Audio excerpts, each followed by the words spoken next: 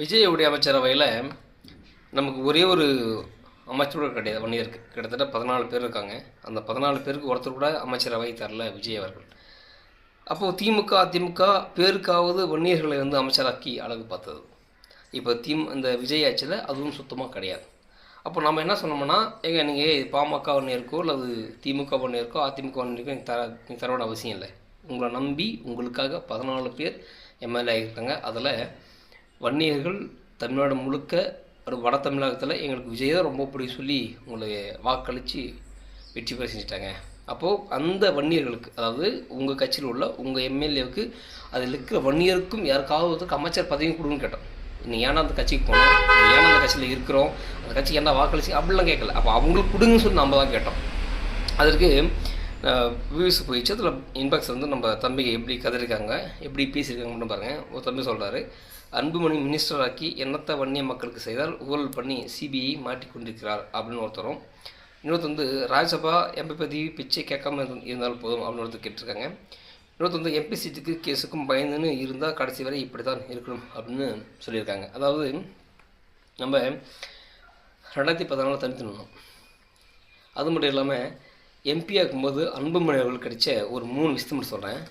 நீங்கள் யாராவது இங்கே செஞ்சவங்க பண்ணியிருக்கலாம் அப்படின்னு பாருங்கள். 108 அம்புலன்ஸை இந்தியா முழுக்க கொண்டு வந்தார். அன்றைக்கு அதை தான் பேரில் கொண்டு வரணும், இல்லை தன்னுடைய அடையாளம் இருக்குன்னு சொல்லி எனக்கு அன்புமணி தெரில. அவர் என்ன நினச்சாருன்னா, இது நம்ம அரசாங்கத்தை செய்யணும், மக்களுக்காக செய்கிறோம் அப்படின்னு சொல்லிட்டு அதில் எந்த ஒரு அடையாளமும் இல்லாமல் 108 ஆம்புலன்ஸ் அப்படின்னு போட்டு கொண்டு வந்தார். நீங்கள் தமிழ்நாட்டில் கலைஞர் இருந்தாலும் சரி, ஜெயலலிதா இருந்தாலும் சரி, லேப்டாப்பில் கூட அவங்களுக்கு என்ன இருக்கும், ஸ்டிக்கர் இருக்கும், அவங்களுக்கு ஃபோட்டோஸ் இருக்கும், சைக்கிள் தராங்க, அதுலேயும் அவங்களுக்கு ஸ்டிக்கர் இருக்கும், ஃபோட்டோஸ் இருக்கும். இந்த மாதிரி அன்புமணிக்கு அன்றைக்கி தன்னை அடையாளப்படுத்த தெரில. அது மட்டும் இல்லாமல் அந்த ஆஷா திட்டம்னு வந்துச்சு. அது என்னென்னா, ஒவ்வொரு நர்ஸும் அந்தந்த வீட்டுக்கு போயிட்டு, கிராமங்களில் போயிட்டு, அங்கே உள்ள குழந்தைங்களுக்கு என்னென்ன நோய் இருக்குது, எந்த மாதிரியான நோய்கள் தாக்கப்பட்டிருக்கு அப்படி சொல்லி ஒவ்வொரு நர்ஸும் அந்த கிராமத்துக்கு போயிட்டு செக் பண்ணி சொல்லணும். அதை கொண்டு வந்தார். அப்புறம் ரூரல் ஹெல்த் மிஷன் இதுதான் கொண்டு வந்தார்.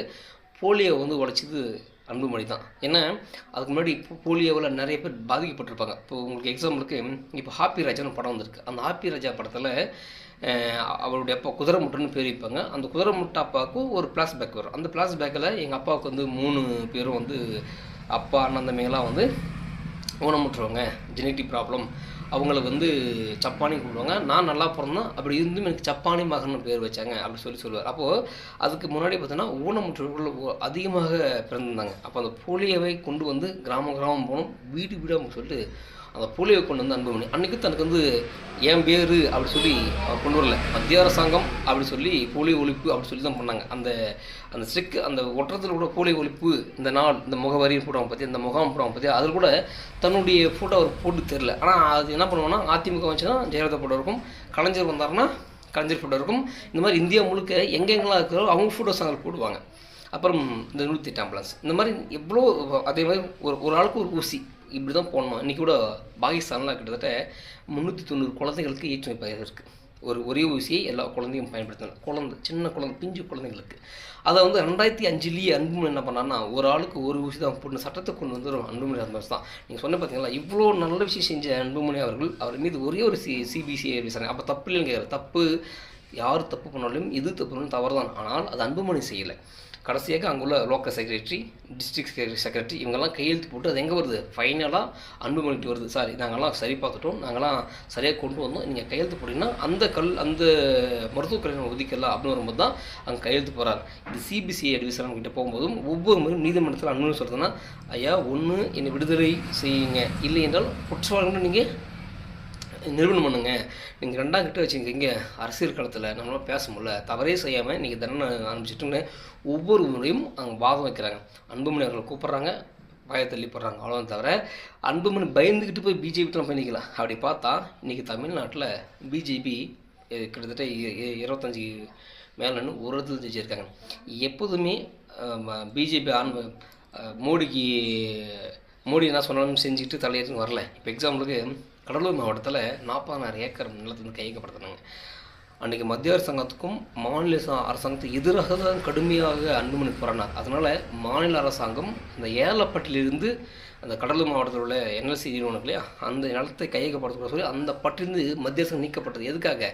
அதை யாரும் வந்து யாரும் கேட்கல. ஏன்னா இன்றைக்கி இவங்க இந்த அளவுக்கு போராடுறாங்க, நாளைக்கு எடுத்துட்டா இன்னும் போராடுவாங்க, அப்போ எங்கள் பணம் லாக் ஆகிடுன்னு சொல்லிட்டு அது எடுக்கலை. இது அப்போது அன்புமணி பிஜேபிக்கு பயந்திருந்தாலோ அல்லது வழக்குக்காக பயந்தாலோ அந்த மக்களுக்கு அப்படி இறங்கி போராட மாட்டார். ஒரு மாநில பட்டியலேருந்து அதானி, அம்பானி, அப்புறம் சன் குழுமம், இவங்களாம் இவ்வளோ பேர் கூட்டிசன் இருக்காங்க. அவங்களே எதுக்குற அளவுக்கு அன்புமணி போராடினார்னா, சிபிசிஐடி விசாரணை இருக்குது, வழக்கு இருக்குது, இல்லை நான் வந்து மதியத்தில் வந்து பிஜேபியோட நான் இருக்கேன் அப்படின்னு சொல்லியிருப்பேனாரா? கிடையாது.